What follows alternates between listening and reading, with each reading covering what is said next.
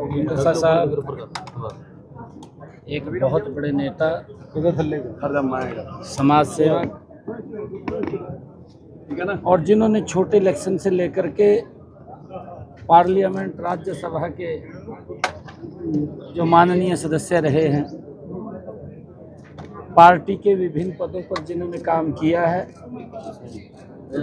मेरे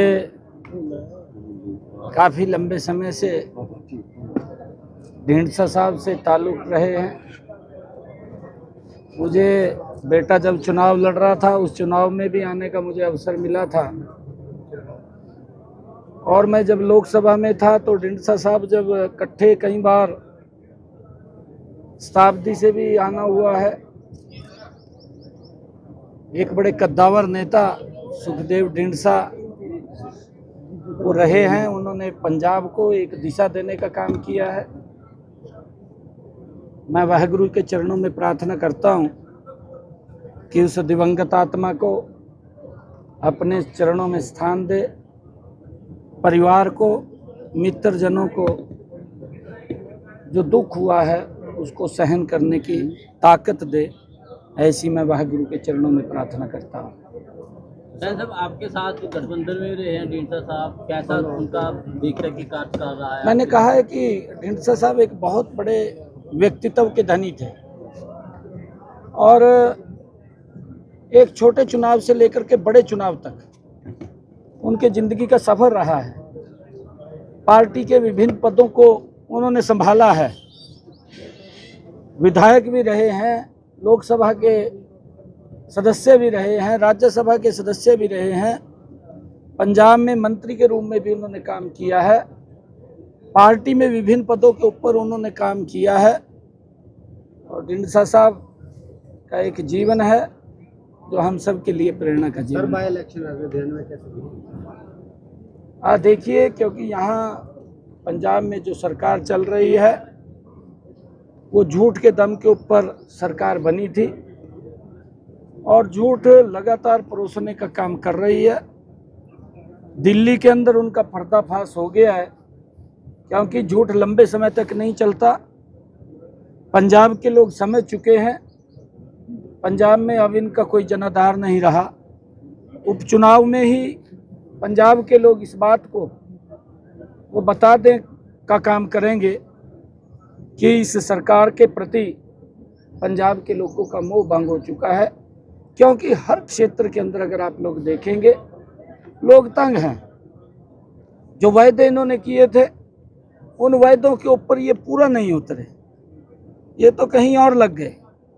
ध्यान लोगों की सुविधाओं की तरफ नहीं रहा, इन लोगों का ध्यान अपनी सुविधाओं की तरफ चला गया, और लोग समझते हैं। आज अगर हम हरियाणा में देखें, आदरणीय मोदी जी के नेतृत्व में लगातार हर क्षेत्र के अंदर मजबूती से सरकार काम कर रही है, लोगों का विश्वास बढ़ा है, और हम चाहते हैं मोदी जी के नेतृत्व के अंदर पंजाब भी गति से आगे बढ़ेगा। और लुधियाना का जो उपचुनाव है, हमारे जो वहाँ से प्रत्याशी हैं जीवन गुप्ता जी, वो चुनाव लड़ रहे हैं, और लोगों ने मन बना लिया है। क्योंकि मैं पंजाब के अंदर घूमता रहता हूँ, मैं जाता रहता हूँ, लोग मुझे मिलते भी रहते हैं।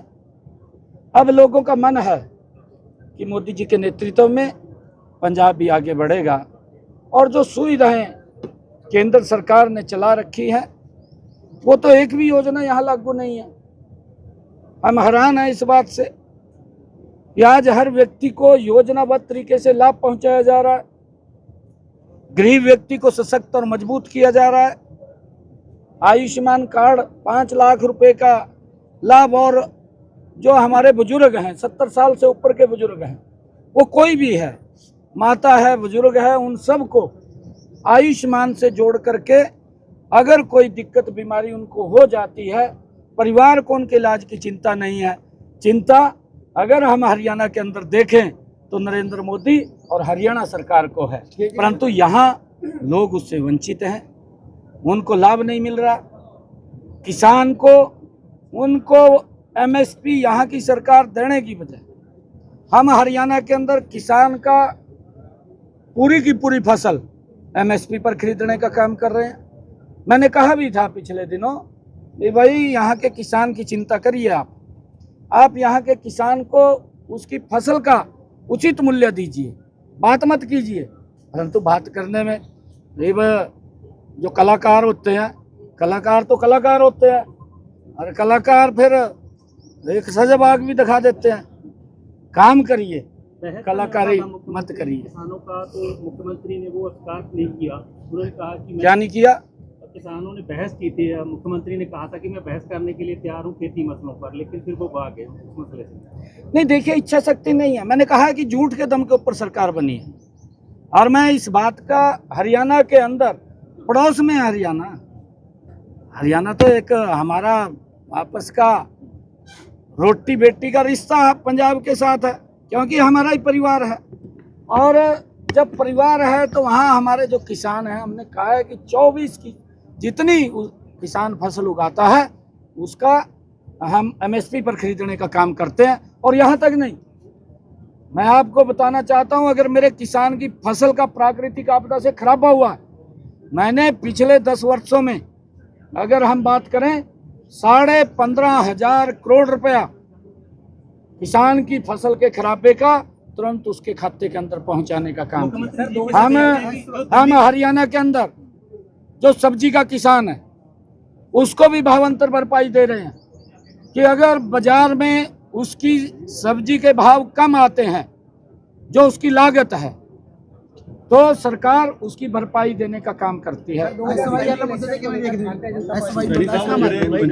ਦੇ ਨਕਾਰੇ ਲੀਡਰ ਨੇ ਜੋ ਦਿੱਲੀ ਦੇ ਨਕਾਰੇ ਆ ਉਹ ਅਭੀ ਪੰਜਾਬ ਦੇ ਵਿੱਚ ਅਹੁਦੇਦਾਰੀਆਂ ਲੈ ਰਹੇ ਆ, ਕੀ ਕਹਿੰਦੇ ਆ? नहीं, वो वहाँ से शर्म के मारी यहाँ लुकिया पड़ा। गरीब पंजाब के लोग उसको खोज रहे हैं, कहाँ है, ये वो निकाल देगा काम कर।